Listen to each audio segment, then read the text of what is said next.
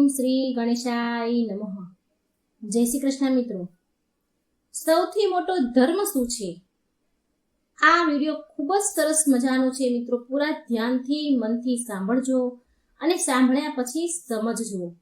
ખૂબ જ સરસ મજાનો આપણા જીવન ઉપયોગી વિડીયો છે, આપણા ધર્મ વિશેનો વિડીયો છે અને એક બ્રાહ્મણના માધ્યમથી આપણે ઘણું બધું જ્ઞાન પ્રાપ્ત થવાનું છે. માટે વિડીયો અંત સુધી સાંભળજો અને જો વિડીયો સારો લાગે મિત્રો તો વિડીયો લાઈક કરજો, શેર કરજો, આ ચેનલને સબસ્ક્રાઇબ જરૂર કરી દેજો. ઓમ નમો ભગવતે વાસુદેવાય. મિત્રો, ધર્મ પ્રત્યેની નિષ્ઠા જ વાસ્તવિક જીવન અને સુખનો માર્ગ છે. ધર્મનું પાલન કરવા વાળો વ્યક્તિ ભલે ગમે તે પરિસ્થિતિમાં કેમ ન હોય, એ ક્યારેય પરાજિત નથી થતો. ધર્મથી માત્ર ભૌતિક સફળતા, સુખ માત્ર નહીં પણ જીવનનું ઊંડાણ અને સત્યને પણ સમજે છે. ધર્મ વિના જીવન અધૂરું છે, પણ ધર્મની સાથે વ્યક્તિ બધી જ ચુનૌતી પાર કરી શકે છે. આજે આ વિડીયોમાં આપણે જાણીશું કે સૌથી મોટો ધર્મ શું છે. મિત્રો, એક સમયની વાત છે. દેવર્ષિ નારદ નારાયણ નારાયણનો જાપ કરતા કરતા યમપુરીમાં આવ્યા.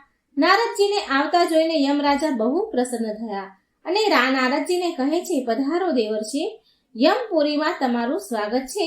આજે કયા પ્રયોજનથી તમારે આગમન થયું અહીં? અવશ્ય કોઈ મહત્વપૂર્ણ સમાચાર લઈને આવ્યા છો તમે. દેવર્ષિ કહે છે, હે ધર્મરાજ, તમને મારા પ્રણામ. હું આજે કોઈ સમાચાર લઈને નથી આવ્યો, પરંતુ મારી પાસે એક શંકા છે. મને એક વાતની શંકા છે, એ લઈને આવ્યો છું. તમે કૃપા કરી મારી આ શંકાનું સમાધાન કરો.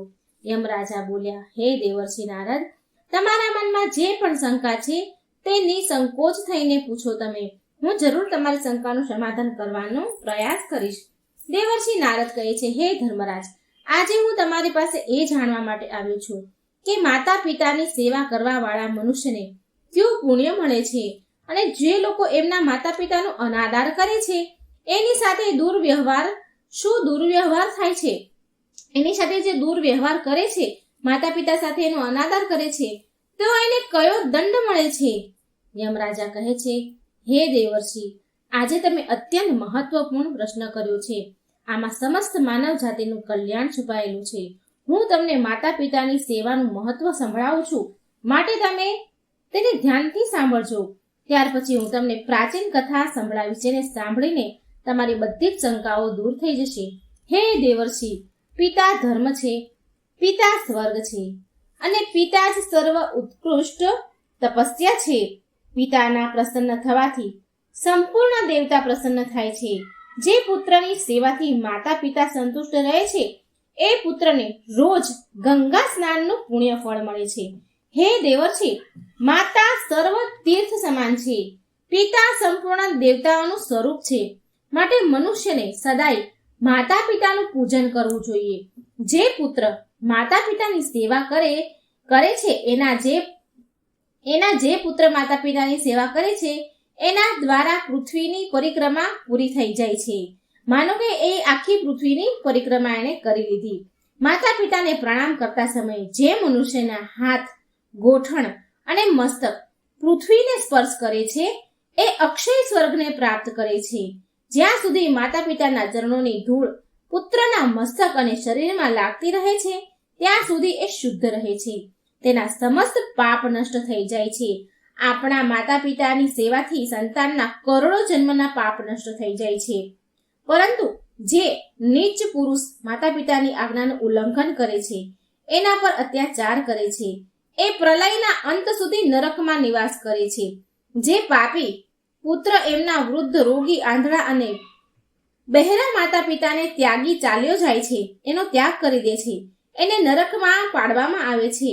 માતા પિતાનું પાલન પોષણ કરવાથી સમસ્ત પુણ્યનો નાશ થાય છે. માતા પિતાનું પાલન પોષણ ન કરવાથી સમસ્ત પુણ્યનો નાશ થાય છે. એનો અનાદર કરવાથી, એમનું અપમાન કરવાથી સમસ્ત પુણ્ય નાશ પામે છે. માતા પિતાની સેવા ના કરીને જો પુત્ર તીર્થ અને દેવતાઓનું પણ પૂજન કરે છે ને, તો પણ એને એનું ફળ નથી મળતું. માતા પિતાના સેવાના સંદર્ભમાં એક પ્રાચીન ઇતિહાસ કહેવામાં આવે છે, જે હું મિત્રો તમને સંભળાવવા જઈ રહી છું. ધ્યાનથી સાંભળજો. જે પણ આ પ્રાચીન કથાને સાંભળે છે એના જન્મોના કોટી કોટી પાપ નષ્ટ થાય છે અને ધર્મરાજા કહે છે કે હું એના અનંત અપરાધ ક્ષમા કરું છું.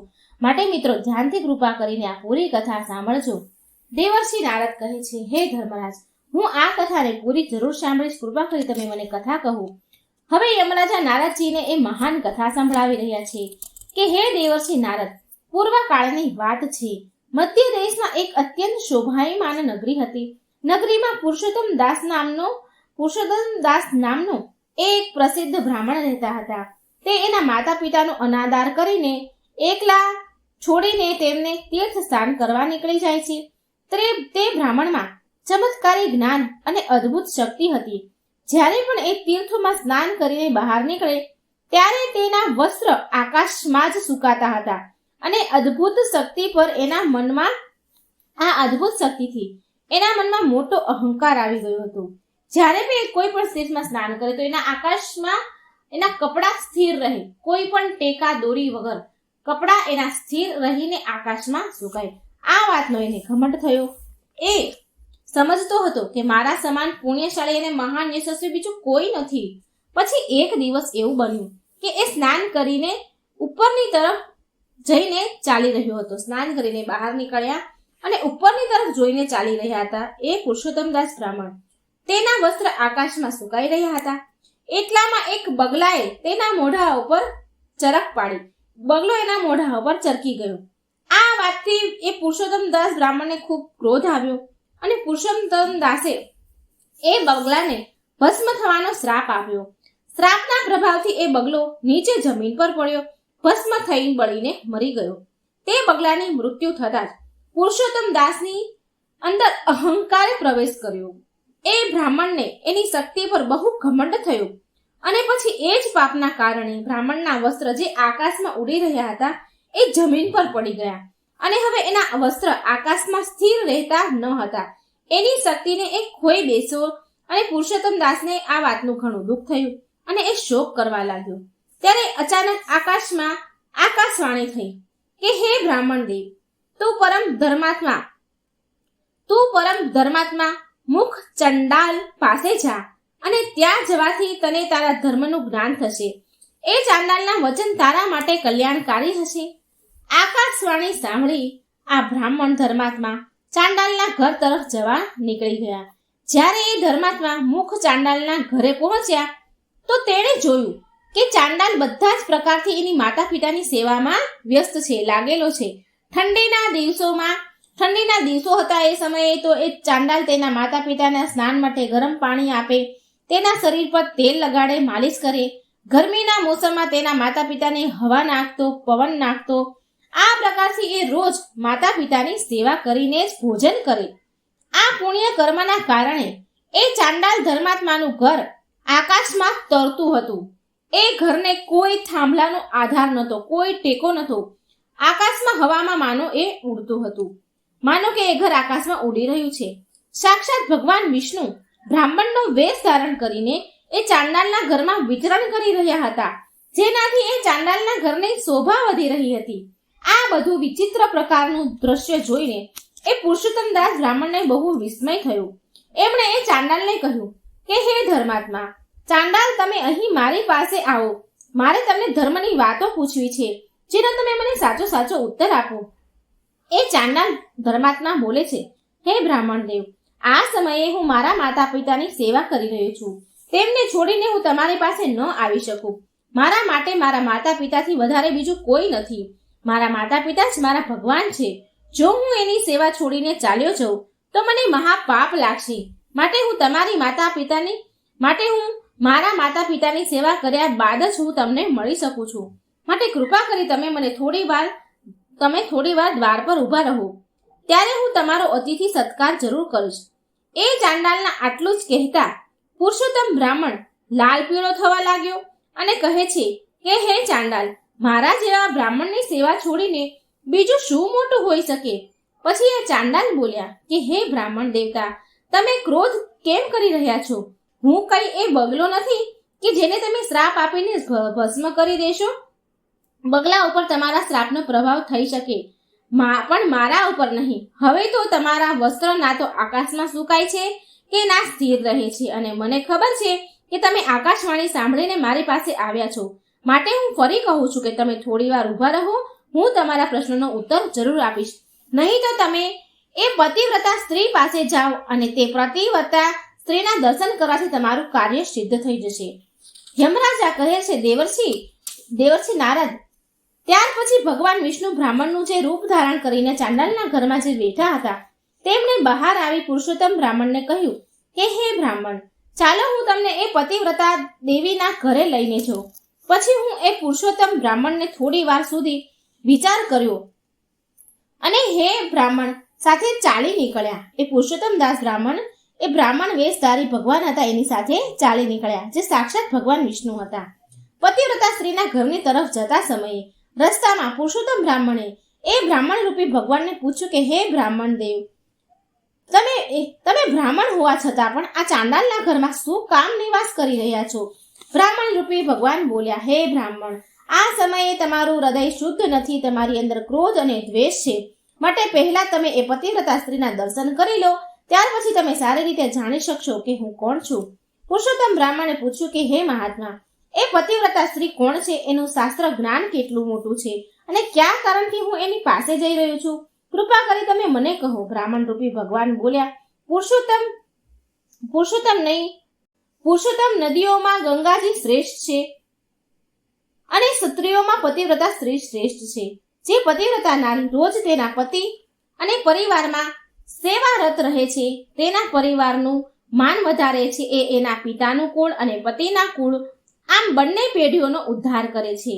પછી પુરુષોત્તમ બ્રાહ્મણ એ પૂછે છે કે હે મહાત્મા, કઈ સ્ત્રી શ્રેષ્ઠ હોય છે? એ કૃપા કરી મને સારી રીતે સમજાવો.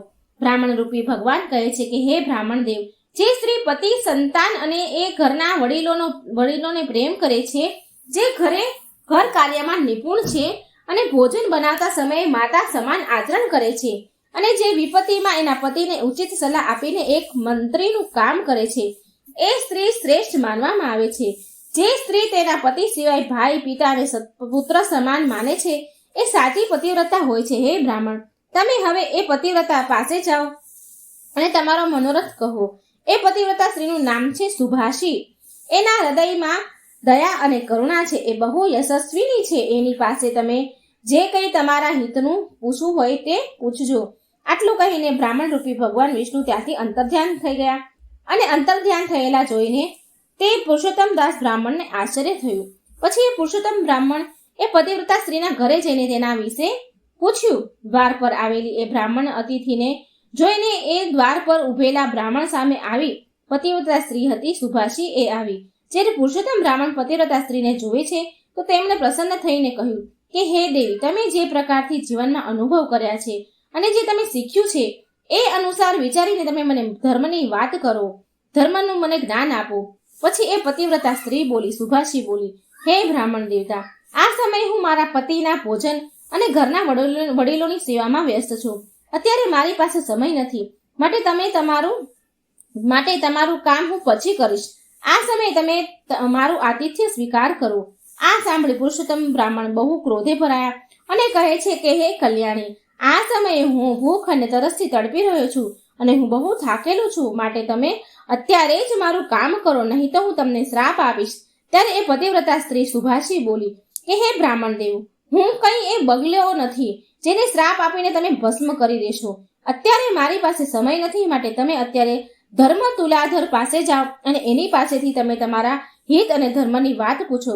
અત્યારે હું તમને તમારા પ્રશ્નના ઉત્તર નહીં આપી શકું, મારી પાસે સમય નથી. આટલું કહીને એ ઘરની અંદર ચાલી ગઈ. ત્યારે અચાનક જ એ જગ્યા પર જે ભગવાન રૂપી બ્રાહ્મણ જે અદૃશ્ય થઈ ગયા હતા, તો એ સ્થાન પર તરત જ પાછા પ્રગટ થયા. તેને જોઈને એ પુરુષોત્તમ બ્રાહ્મણને આશ્ચર્યચકિત થઈ ગયા અને તેની પાસે જઈને કહ્યું કે હે મહાત્મા, તમે અચાનકથી ક્યાં અદૃશ્ય થઈ ગયા હતા? મારે એક વાત પૂછવી છે, તમે કૃપા કરી તમે મને એનો સાચો જવાબ આપો. પહેલા હું એ ચાંડાલ પાસે ગયો, એને મારા બગલાને શ્રાપ આપવાની વાત ખબર હતી અને હવે આ સ્ત્રીને પણ મારા દ્વારા દેવામાં આવેલા એ બગલાના શ્રાપને બાળીને ભસ્મ કરવાની વાત આને ખબર છે. આ બંને ઘટના વિશે આ લોકો કેવી રીતે જાણે? આમને કોણે અને ક્યારે બતાવ્યું? મેં બગલાને શ્રાપ આપ્યો? આ વાત વિચારીને મને મૂંઝવણ થઈ રહી છે. વિસ્મય થઈ રહ્યું છે. બ્રાહ્મણ રૂપી ભગવાન બોલ્યા, હે બ્રાહ્મણ મહાત્મા, લોકો અત્યંત પુણ્ય અને સદાચાર અને બળના કારણે બધું જાણી લે છે. હવે તમે મને કહો કે એ પતિવ્રતા સ્ત્રીએ તમને શું કહ્યું? પુરુષોત્તમ બ્રાહ્મણ બોલ્યા, હે મહાત્મા, એ પતિવ્રતા સ્ત્રીએ મને ધર્મ તુલાધરના પાસે જવાનો ઉપદેશ આપ્યો છે. હવે આ ધર્મ તુલાધર ક્યાં રહે છે? બ્રાહ્મણ રૂપી ભગવાન વિષ્ણુ બોલ્યા, હે બ્રાહ્મણ, ચાલો હું તમને ધર્મ તુલાધર પાસે લઈને જાઉં. આટલું કહીને બંને ચાલવા લાગ્યા. ત્યારે બ્રાહ્મણે પૂછ્યું કે હે વિપ્રવર, આ તુલાધર ક્યાં રહે છે? શ્રી ભગવાન બોલ્યા, જ્યાં મનુષ્યની ભીડ એકત્રિત થાય છે અને અનેક પ્રકારના દ્રવ્યો, વસ્તુઓ, ચીજ વસ્તુઓ વહેંચાય છે, એ બજારમાં તુલાધર નામનો વ્યક્તિ અનેક દ્રવ્યો અને વસ્તુઓને વહેંચે છે. એણે ક્યારેય મન, વાણી અને કર્મ દ્વારા કોઈનું ખરાબ નથી કર્યું. એ જીવનમાં ક્યારેય અસત્ય નથી બોલ્યો અને ના ક્યારેય દુષ્ટતા કરી છે. એ સદાય બીજાના સારા માટે કામ કરે છે. એ બધા જ જીવોમાં સમાન ભાવે રાખે છે. એના પ્રાણ જો દાવ પર લાગી જાય ને તો પણ એ ખોટું નથી બોલતો, માટે એ ધર્મ તુલાધર કહેવાય છે. પછી તે બંને ધર્મ તુલાધર પાસે ગયા. ભગવાન અને બ્રાહ્મણ બને. પુરુષોત્તમ બ્રાહ્મણે એ તુલાધરને જોયો, જે અનેક પ્રકારની વસ્તુઓને વેચી રહ્યો હતો અને એ બીજા લોકો સાથે વસ્તુઓની સંબંધ વાતો કરી રહ્યો હતો. બહુ બધા સ્ત્રી અને પુરુષો આજુબાજુથી તેને ઘેરીને ઊભા હતા. આ પુરુષોત્તમ બ્રાહ્મણને જોઈ ત્યાં ઊભેલા જોઈને તે તુલાધરે મધુર વાણીમાં પૂછ્યું, હે બ્રાહ્મણ દેવ, તમારું આજે અહીં કેમ આગમન થયું છે? કૃપા કરી કહો.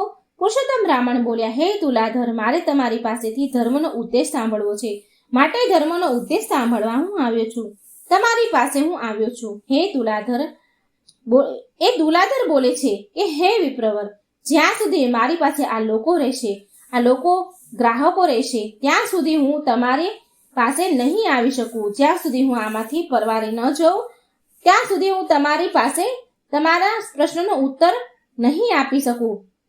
ધર્મ તુલાધર કહે છે કે મારી પાસે અત્યારે સમય નથી. તમને અનુરોધ છે કે તમે ધર્માકર પાસે જાઓ અને એ જ તમને સમજાવશે કે તમારા દ્વારા જે બગલાનો શ્રાપ આપવામાં આવ્યો હતો એનાથી તમને કયો દોષ લાગ્યો છે અને કયા કારણથી તમારી ધોતી, કપડાં આકાશમાં નથી સુકાતા. આ બધા જ પ્રશ્નોનો ઉત્તર તમને એ જ ધર્માકર દઈ શકશે.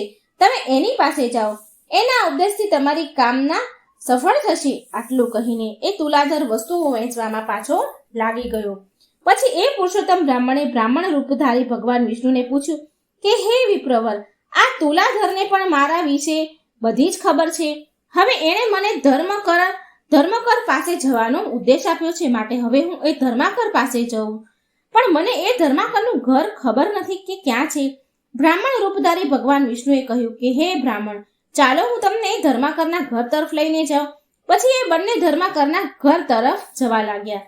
ત્યારે એ પુરુષોત્તમ બ્રાહ્મણે ભગવાન વિષ્ણુને પૂછ્યું કે હે વિપ્રવર, આ તુલાધર તો દેવતાઓની પૂજા પણ નથી કરતો, પિતરોનું તર્પણ પણ નથી કરતો, છતાં પણ એને મારા વિશે કેમ ખબર છે કે મેં બગલાને શ્રાપ આપ્યો હતો અને એ બળીને ભસ્મ થઈ ગયો હતો? આ વાત તુલાધરને કેવી રીતે જાણ થઈ? મને બહુ વિસ્મય થાય છે, આશ્ચર્ય થઈ રહ્યું છે. કૃપા કરી મને આ વાતનું કારણ કહો, આ બધાનું કારણ કહો. બ્રાહ્મણ રૂપધારી ભગવાન વિષ્ણુ બોલ્યા, હે બ્રાહ્મણ, એ તુલાધરે સત્તાથી ત્રણેય લોકને જીતી લીધું છે. એ સદાય સત્ય સાથે ઊભો રહે છે, ક્યારેય કોઈ બીજા સાથે વિશ્વાસઘાત નથી કરતો. આ સત્યના કારણે સમસ્ત દેવતા, પિતૃઓ અને આર્ષગણ એનાથી સંતુષ્ટ રહે છે. એ તુલાધર આ ગુણોના કારણે ભૂતકાળ, ભવિષ્ય વાત જાણે છે. સત્યથી મોટો કોઈ ધર્મ નથી અને જૂઠાથી મોટો કોઈ ખોટો કોઈ પાપ નથી. જે પુરુષ પાપ રહિત છે, જેનું ચિત્ત પોતાના પારકા, મિત્ર, શત્રુ બધા સાથે સમાન છે, એ કોઈની સાથે ભેદભાવ નથી કરતો, તેના બધા જ પાપોનો નાશ થાય છે. જે બધા સમાન વ્યવહાર કરે છે, બધાઓ સાથે સમાન વ્યવહાર કરે છે, તેની અંદર ભગવાનનો વાસ થાય છે. આવી રીતે સત્યના માર્ગ પર ચાલીને બધા જ સાથે સમાન રૂપે વર્તે છે. જે પોતાનું પારખું નથી કરતા, એ અનેક પેઢીઓના ઉદ્ધાર કરે છે. જેની અંદર સત્ય હોય છે, એનો સ્વભાવ સરળ હોય છે, જે ક્યારેય ભેદભાવ નથી કરતા, એ સાક્ષાત ધર્મનું સ્વરૂપ હોય છે. આ કારણથી તુલાધર તારા વિશે જાણે છે. પછી એ પુરુષોત્તમ બ્રાહ્મણ કહે છે કે હે મહાત્મા, તમારી કૃપાથી મને તુલાધરના સર્વજ્ઞ થવાનું કારણ ખબર પડી ગયું. હવે મને કહો કે આ ધર્માકર વિશે કહો કે એ કોણ છે અને કયા કારણથી એ પ્રસિદ્ધ છે. બ્રાહ્મણ રૂપી ભગવાન વિષ્ણુ બોલ્યા કે હે બ્રાહ્મણ, તમને હું ધર્માકરનો ઇતિહાસ સંભળાવું છું, એને ધ્યાનથી સાંભળજો. આ પૂર્વકાળની વાત છે. એક રાજાની પુત્રી હતી, એ બહુ સુંદર હતી. એક રાજકુમાર તે રાજકુમારીને તેના પ્રાણો કરતા પણ વધારે પ્રેમ કરતો હતો. એ રાજકુમારે એ રાજાની પુત્રી સાથે લગ્ન કર્યા. એ રાજકુમારીનું નામ સુંદરી હતું. એક દિવસ રાજકુમારને મહત્વપૂર્ણ કામ માટે બહાર દેશ જવાનું થયું. એ રાજકુમારે મનમાં ને મનમાં એમ વિચાર્યું કે હું મારા પ્રાણથી પ્રિય મારી પત્નીને ક્યાં સ્થાન પર સુરક્ષિત રાખું, જેનાથી કોઈ એનું અપહરણ ન કરી શકે, જેનાથી એનું સતીત્વની રક્ષા થઈ શકે. આ વિષય પર રાજકુમારે બહુ વાર વિચાર કર્યો અને એણે પછી માત્ર ધર્માકર જ મારી પત્નીના સતીત્વની રક્ષા કરી શકે છે એમ કરીને રાજકુમાર તેની રૂપવાન પત્નીને લઈને ધર્માકરના ઘરે ગયો અને તેને ધર્માકર સામે જ એની પત્નીની રક્ષા કરવાનો પ્રસ્તાવ રાખ્યો. રાજકુમારની વાત સાંભળીને ધર્માકરને બહુ આશ્ચર્ય થયું અને એ કહે છે કે હે રાજકુમાર, ના તો હું તમારો પિતા છું, ના હું તમારો બાંધવ છું અને ના તો તમારા પત્નીના પિતાના કુળનો છું. તો પછી તમે તમારી પત્નીને મારા ઘરે કેમ રાખવા માંગો છો?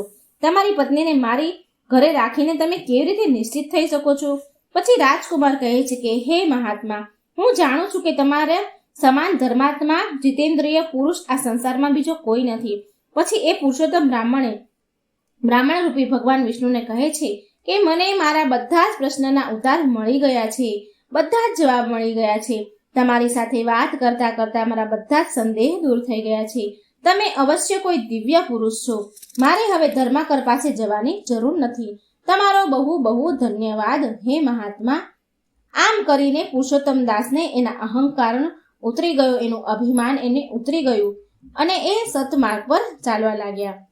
એક શહેરમાં એક મોટા ધર્માત્મા રાજા રાજ કરતા હતા. તેના દાન ધર્મનો પ્રવાહ ક્યારેય બંધ નહોતો થતો.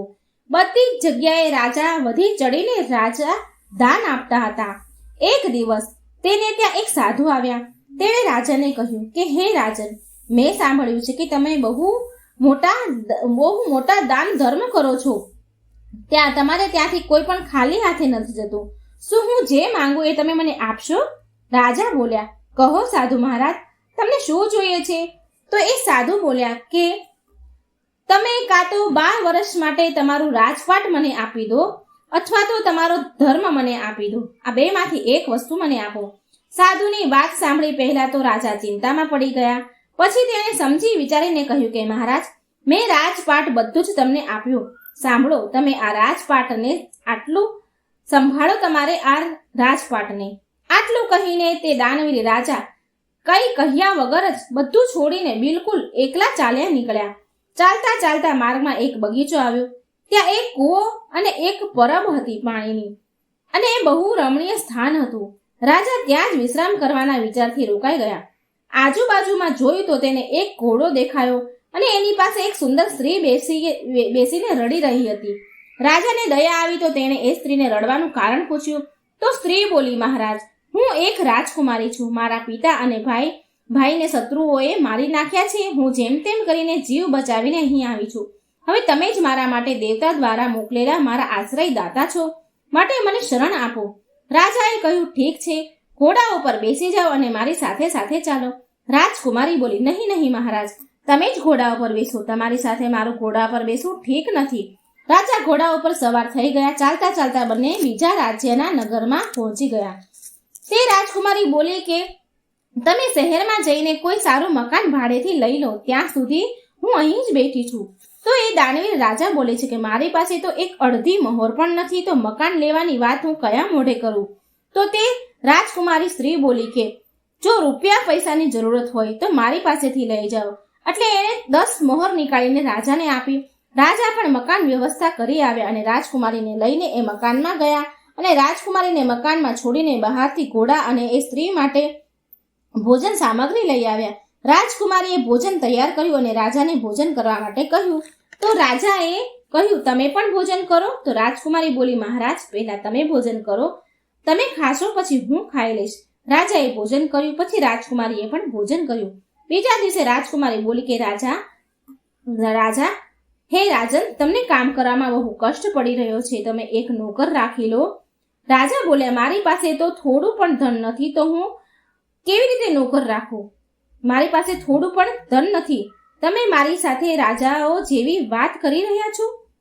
રાજકુમારી બોલી, રાજન, તમે આ મૂંઝવણમાં ન પડો. જો હું એક સ્ત્રી ન હોત ને તો સ્વયં આ કામો કરી લેત, તમને કહેવા પણ ન આવત. પૈસાની જ્યારે પણ જરૂર પડે ત્યારે તમે નિસંકોચ થઈને મારી પાસેથી માંગી લો. રાજા બોલે છે. દાનવીર રાજા કહે છે. દાનવીર રાજા એક નોકરને લઈ આવ્યા. આમ ને આમ સમય વીત્યો. થોડા સમય બાદ તે રાજકુમારી બોલી કે, હે રાજન, મનને સમજાવવા, મનને બહેલાવવા માટે અહીંના રાજાની કચેરીમાં જાઓ, ત્યાં જયા કરો, ત્યાંની અમુક વાતો સાંભળ્યા કરો. હવે રોજ રોજ કચેરીમાં રાજા જવા લાગ્યા. ત્યાંના રાજાને એમ કે મારા કોઈ મંત્રીના સંબંધી હશે, અને આ રાજા પછી આમ વિચારીને રાજા કોઈને પૂછતા નથી. અને આ બાજુ મંત્રીઓને એમ કે પહેરાવ, એમનો દેખાવ રાજા જેવો હતો, રાજઘરાના હોય એ ટાઈપનો હતો, તો એ પણ કંઈ બોલતા નહીં. મંત્રીઓ પણ કંઈ ન બોલે અને ના ત્યાંના રાજા કંઈ બોલે. થોડા દિવસ આમ જ ચાલ્યું. એક દિવસ રાજા અને તેના મંત્રી બધા વચ્ચે આપસમાં આ રાજા વિશે વાતચીત થઈ, તો કોઈના સંબંધી હતા નહીં રાજા. તો બીજા દિવસે ત્યારે એ દાનવીર રાજા કચેરીમાં આવ્યા તો એમનો પરિચય માંગ્યો બધાએ. એ રાજાએ માંગ્યો, બધી જ વાત કહી દીધી. આ દાનવીર રાજાએ બધી જ વાત કહી. તેના ધર્મ પ્રત્યેની નીતિ, પ્રેમ, નિષ્ઠા જોઈને ત્યાંના જે નગરના રાજા હતા એણે એનું સ્વાગત કર્યું અને એનો મુંગટ તેના માથા ઉપર મૂકી અને તેની પાઘડી પોતાના માથા ઉપર પહેરી લીધી. તેને સિંહાસન પર બેસાડ્યા અને મિત્રતાની પ્રતિજ્ઞા લીધી. બીજા દિવસે તેમને ફરી કચેરીમાં આવવાનું નિમંત્રણ આપ્યું. રાજાએ આ બધી જ ઘટના તે રાજકુમારીને કહી. દાનવીર રાજાએ ઘરે આવીને આ બધી જ ઘટના રાજકુમારીને કહી. એ રાજકુમારી બોલી કે ઠીક છે, તમે રાજાના બધા પરિવાર સહિત અને શહેરને આમંત્રણ આપી આવો અને ભોજન માટે બધાને કહેતા આવો. આ સાંભળીને આ દાનવીર રાજા અચકાયા, પણ રાજકુમારીનો પ્રભાવ અને આગ્રહ જોઈને તેની વાત માની ગયા.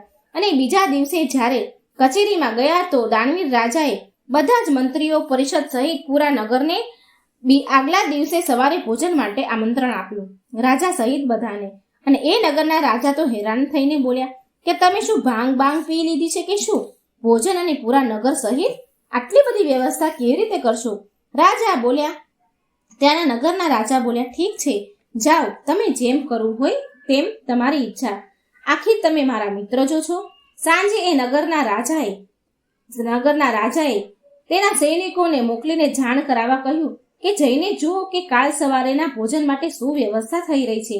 તો સિપાહીઓ તે તપાસ કરવા માટે ગયા તો ત્યાં કંઈ જ હતું નહીં.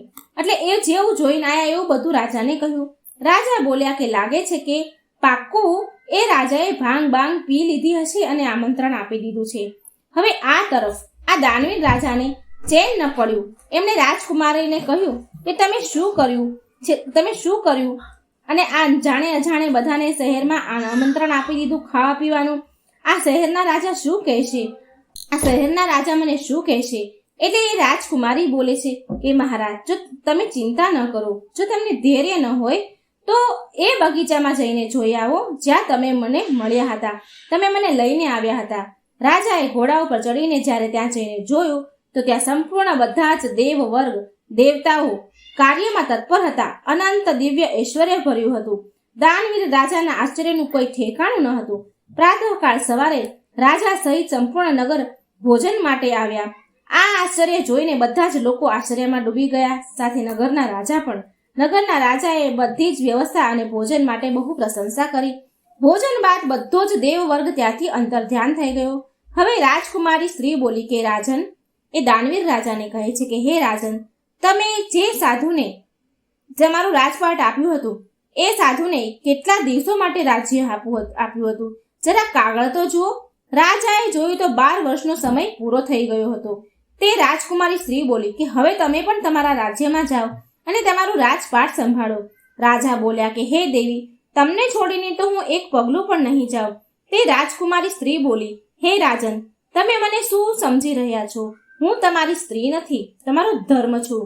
જ્યારે તમે મને નથી છોડી તો મેં પણ તમને નથી છોડ્યા અને તમારી સ્ત્રી બનીને તમારી સાથે રહી અને તમને કોઈ પણ પ્રકારનું દુઃખ નથી થવા દીધું. તો મિત્રો, ધર્મ પ્રત્યે નિષ્ઠા જ જીવનની વાસ્તવિક સફળતા અને સુખનો માર્ગ છે. ધર્મનું પાલન કરવા વાળો વ્યક્તિ ભલે ગમે તે પરિસ્થિતિમાં હોય તે ક્યારેય પરાજિત નથી થતો. ધર્મ આપણને નથી છોડતો, આપણને દુઃખી નથી થવા દેતો. મિત્રો, આ દુનિયામાં કોઈ આપણા હાથમાંથી છીનવીને લઈ જાય છે, પણ આપણા નસીબમાંથી છીનવી નથી શકતું. જૂના જમાનાની વાત છે. એક હતા રાજા, અને એ રાજગુરુ બહુ ઓછા સમય માટે ત્યાં આવતા હતા. એક રાજાના દરબારમાં એક રાજગુરુ હતા, અને એ રાજગુરુ બહુ ઓછા સમય માટે ત્યાં આવતા હતા, કેમ કે એમની એક શાળા હતી નદીના કિનારા ઉપર. એ શાળામાં ગામના છોકરાઓને એ ભણાવતા હતા. વધારે સમય ત્યાં શાળામાં વિતાવતા માટે રાજ દરબારમાં ઓછા આવતા હતા. એક દિવસ એ ગુરુજી રાજ દરબારમાં આવ્યા, અને રાજા ત્યારે બહુ ચિંતામાં હતા. તો ગુરુજી બોલ્યા કે શું વાત છે રાજન, તમે ચિંતામાં કેમ છો? તો એ રાજા કહે છે કે હવે મારી દીકરી વિવાહ યોગ્ય થઈ ચૂકી છે, અને તેના માટે ઉચિત વર નથી મળી રહ્યો, તો શું કરવામાં આવે? તો એ ગુરુજી બોલ્યા, લાવો હું એની કુંડળી જોઈ લઉં. કુંડળી જોઈ તો ગુરુ આશ્ચર્ય પામ્યા. વિલક્ષણ પ્રતિભાની ધની હતી એ સ્ત્રી, એ કન્યા, અને એનું ભાગ્ય બહુ ઉજ્જવળ દેખાઈ રહ્યું હતું. ગુરુજીએ કુંડળીમાં જોઈ લીધું હતું કે આના લગ્ન જેની સાથે થશે તે જો સમ્રાટ હશે ને તો ચક્રવર્તી સમ્રાટ બની જશે. જ્યાં જશે એ કુળને આગળ વધારશે, તેની ઉન્નતિ ઉપર ઉન્નતિ થશે, ઉન્નતિ પથરાશે, તેનું ભાગ્ય ચમકી જશે. એને જેવું જ ગુરુજીએ આ જોયું આ બધું, તો ગુરુજીના મગજ પર બુરાઈ આવી ગઈ. એની નીતિ ખરાબ થઈ ગઈ, એની નિયતિ બગડી. તેમને લાગ્યું કે જો આવું સરસ ભાગ્યશાળી કન્યા મને મળે, મારા લગ્ન થઈ જાય, તો આ રાજકુમારી સાથે મારા લગ્ન થાય તો હું જ એની સાથે લગ્ન કરી લઉં. મારું ભાગ્ય બદલી જશે, હું મહારાજ બની જઈશ. તો ગુરુજીના મનમાં વિકાર ઉદ્ભવ્યો, ખોટ આવી, અને ગુરુજીએ એક રમત રમી, ચાલ્યા. ગુરુજી રાજાને કહે છે, રાજન, તમારી પુત્રી વિલક્ષણ પ્રતિભાશાળી છે, જે કુળમાં જશે તેનું ભાગ્ય ઉદય થઈ જશે. પણ જો તમે આના સીધા વિવાહ કરાવી દેશો તો એક અડચણ છે કે આ કુળનો નાશ પણ કરી શકે, તે કુળ સમાપ્ત થઈ જશે, અને તમારો પરિવાર પણ ખતમ થઈ જશે. આવું આની કુંડળીમાં લખ્યું છે. રાજા તો આ સાંભળીને ચિંતામાં પડી ગયા. કહે છે કે ગુરુજી, શું કરવું જોઈએ મારે? મને સલાહ આપો. તો ગુરુજી બોલ્યા કે એક બહુ સરળ ઉપાય છે. તમે એક મોટો બક્સો એટલે કે બહુ મોટી પેટીમાં તમારી કન્યાને બેસાડી દો, અને હીરા મોતીના આભૂષણ એમાં મૂકી દો, જેથી આને જીવનમાં આગળ તકલીફ ન પડે. અને એ મોટી પેટીને નદીની ધારામાં પ્રવાહિત કરી દો. સ્વેચ્છાથી જ્યાં આ પેટી જશે, જેની પાસે પહોંચશે, એના લગ્ન તમારી દીકરી સાથે થશે, અને આ કન્યા એના જીવનમાં અજવાળું કરશે. જ્યાં જશે ત્યાં બહુ ભાગ્યવાન, બધું સારું થશે. ભલે તે સામાન્ય વ્યક્તિ કેમ ન હોય, તો તે રાજા મહારાજા બની જશે. એવું એનું ઉજ્જવળ ભાગ્ય છે. તમે ચિંતા ન કરો, મારી વાતનો વિશ્વાસ કરો. ગુરુજીની ચાલમાં રાજા તો ફસાઈ ગયા. રાજા બોલ્યા, ઠીક છે, તમે જેમ કહો એમ હું કરીશ, હું માની લઉં છું. રાજાએ એની વાત માની લીધી. એક મોટી પેટી સંદૂક લીધી, બહુ મોટી સંદૂક. તેમાં તેની દીકરીને બેસાડી. રાજકુમારીની તો ઈચ્છા ન હતી, પણ તેના પિતાની આજ્ઞા હતી, એટલે એને માનવું પડ્યું, અને એનામાં બેસાડી અને બહુ બધા આભૂષણ નાખી એક નદી ધારામાં તેને પ્રવાહિત કરી દીધી. પેટીને વહેતી મૂકી દીધી. બહુ બધું ધન, હીરા, મોતી, આભૂષણ મૂકી દીધા હતા એમાં. હવે આ બાજુ ગુરુજી દોડીને તેની શાળાએ પહોંચ્યા, જે નદી કિનારે હતી. તે મનમાં બહુ ખુશ હતા કે તે પેટી આવી જશે, અને પેટી આવવાની છે. અને એ ફટાફટ શાળામાં ગયા, અને બાળકોને કીધું કે બાળકો, આજે રજા છે, શાળામાં આજે ભણવાનું નથી, પણ તમારે એક મારું કામ કરવાનું છે. નદી કિનારે પહોંચીને તમારે એક કામ કરવાનું છે. મારી એક મોટી સંદૂક વહેતી આવી રહી છે, એને લઈને તમારે આવવાનું છે, અને એને મારા કક્ષમાં લાવીને મૂકવાની છે, અને પછી કક્ષમાં મૂકી અને બહારથી દરવાજો બંધ કરી દેવાનો છે. હું ભલે ગમે એટલી બૂમો પાડું, તમારે દરવાજો ખોલવાનો નથી. બાળકો બોલ્યા, ઠીક છે ગુરુદેવ, જેવી તમારી આજ્ઞા. બાળકોને તો મજા પડી ગઈ. રજા મળી ઉપરથી, અને પહોંચી ગયા નદી કિનારે. નાવા લાગ્યા.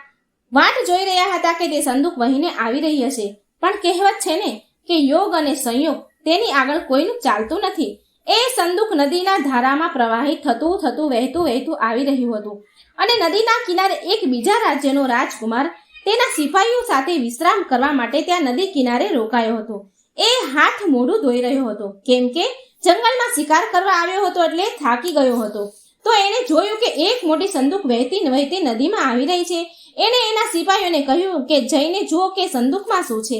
સૈનિકો નદીમાંથી એ સંદૂક લઈને આવ્યા, ઉઠાવીને લાવ્યા અને ખોલીને જોયું તો તેમાંથી એક સુંદર કન્યા નીકળી. રાજકુમાર તો ચોંકી ગયો. તેણે કહ્યું કે હે દેવી, તમે કોણ છો અને તમે આ હાલતમાં કેવી રીતે? તો તે રાજકુમારીએ એનો પરિચય આપ્યો અને બધી વાત કહી કે આમ બન્યું હતું. પિતાજી એક ગુરુના કહેવાથી મને નદીમાં વહાવી દીધી. રાજકુમાર બોલ્યા કે હવે શું કરવાનું છે તમારે, મને કહો. રાજકુમારી બોલી કે પિતાજીએ આજ્ઞા આપી હતી કે જ્યારે સંદૂક ખુલે તો જે પણ વ્યક્તિ મળે તેની સાથે તમારા વિવાહ થશે. રાજકુમારી બોલી કે તમે મારી સાથે વિવાહ કરી લો. મારા માટે જે પણ છે હવે એ તમે જ છો. રાજકુમારે તે આભૂષણ હતા જે સંદૂકમાં, એમાંથી એક હીરાની અંગૂઠી લીધી અને રાજકુમારીને પહેરાવી દીધી. સૈનિકોએ તાળીઓ પાડી અને વિવાહ થઈ ગયા. રાજકુમારે એ સંદૂક ખાલી ન જ મોકલી અને એ સંદૂકમાં એક સામાન મૂકી દીધો અને નદીમાં વહેતો કરી દીધો. આ તરફ નદીના કિનારે બાળકો વાટ જોઈ રહ્યા હતા કે ગુરુજીનો આદેશ હતો કે સંદૂક વહેતી આવે અને ગુરુજી પાસે પહોંચાડવાની છે. ત્યારે બાળકોની નજરે સંદૂક પર પડી. તે વહીને આવી રહી હતી. એ સંદૂક બાળકોએ નદીમાંથી નીકાળી અને એ બહુ ભારે હતી. બધા બાળકો મળીને ઉઠાવીને જેમ તેમ કરીને ગુરુજીના રૂમમાં એના કક્ષમાં પહોંચાડી દીધી. ગુરુજીનો આદેશ હતો કે રૂમનો દરવાજો બહારથી બંધ કરી દેજો. તો સંદૂક રૂમમાં મૂકી અને છોકરાઓએ બહારથી દરવાજો બંધ કરી દીધો. ગુરુજી અંદર હતા અને બહુ ખુશ થયા, ઉત્સાહમાં હતા કે સંદૂક ખોલીશ અને એમાંથી કન્યા નીકળશે અને મારું તો ભાગ્ય ચમકી જશે, હું એની સાથે લગ્ન કરી લઈશ. પછી ઉતાવળે ગુરુજીએ સંદૂક ખોલી તો એની અંદરથી જીવતો એક ભાલુ નીકળ્યો. એ રાજકુમાર જંગલમાં શિકાર માટે આવ્યો હતો તો તેણે એક જીવતો ભાલુ પકડ્યો હતો અને એ ભાલુને એણે સંદૂકમાં બંધ કરી દીધો. હવે જેવી સંદૂક ખોલી તો જીવતો ભાલુ બહાર નીકળ્યો અને ભાલુ તો પહેલેથી જ ક્રોધમાં હતો. એને પકડી લીધો હતો, એનો શિકાર થયો હતો, માટે એણે ગુરુજી ઉપર અટેક કર્યો, વાર કર્યો. ગુરુજી તો ચીસો પાડવા લાગ્યા, બચાવો બચાવો. બાળકોને એનો અવાજ તો આવતો હતો, પણ ગુરુજીએ કહ્યું હતું કે ગમે તેટલી બૂમો પાડો તો દરવાજો ખોલવો નહીં. એક છોકરાએ વિચાર્યું કે લાઈને ખોલી દઉં દરવાજો, પણ તેમાંથી બધા છોકરામાંથી એક છોકરો બોલ્યો નહીં, ગુરુજીએ ના કહી છે. બધા જ છોકરાઓ ચૂપચાપ ઊભા રહ્યા અને અંદર ભાલુ ગુરુજીને હુમલો કરી રહ્યો હતો. ગુરુજીને લાગ્યું કે હવે તો જીવ જવાનો જ છે. ત્યારે તેણે ચોક લીધો અને બ્લેક બોર્ડ પર લખી દીધું કે રાજકુમાર પર રાજદ્વાર પર રાજકન્યા પહોંચી ગઈ. મિત્રો, રાજકુમારના ભાગ્યમાં જે હતું, જેના લગ્ન તેની સાથે થવાના હતા તે તો થઈ જ ગયા. રાજકુમારના ભાગ્યમાં જે હતું, રાજકુમારીના ભાગ્યમાં જે હતું, જેની સાથે તેના લગ્ન થવાના હતા, રાજાથી મહારાજામાંથી સમ્રાટ બનશે, એ તો ત્યાં પહોંચી જ ગઈ. ત્યાં તેનું ભાગ્ય હતું અને આ ગુરુજીને ભાલુ ખાઈ ગયો. એની ઈચ્છાનો નાશ થયો. રાજકુમારીના નસીબમાં હતું એ તો એને મળીને જ રહ્યું. કોઈ લેખમાં મેખ મારી શકતું નથી. મિત્રો, જીવનમાં જે થવાનું છે ને એ થઈને જ રહે છે. આપણે ગમે એટલા હાથ પગ મારીએ પણ થવાનું હોય એ થઈને જ રહે છે. આ વાર્તા એ શીખવાડે છે કે જો તમારી અંદર ખરાબી, કુકર્મ તમારા ઉપર હાવી થઈ જશે તો તમારો અંત નિશ્ચિત છે. માટે અનીતિ, ખોટું એ આપણા ઉપર હાવી ન થવા દેવું. મિત્રો, આ વાર્તાને એકવાર સમજવાની કોશિશ જરૂર કરજો અને જો વિડીયો સારો લાગે ને મિત્રો તો લાઈક અને શેર પણ જરૂર કરજો. ખૂબ જ સરસ ધર્મની વાત આપણને આમાંથી સમજવા મળી છે. તો વ્યર્થ ન જવા દેતા આ વિડીયોને બને એટલો શેર કરજો, લાઈક કરજો અને કમેન્ટ બોક્સમાં જરૂર જણાવજો કે તમને આ વાર્તા કેવી લાગી. જય શ્રી કૃષ્ણ, રાધે રાધે, થેન્ક યુ.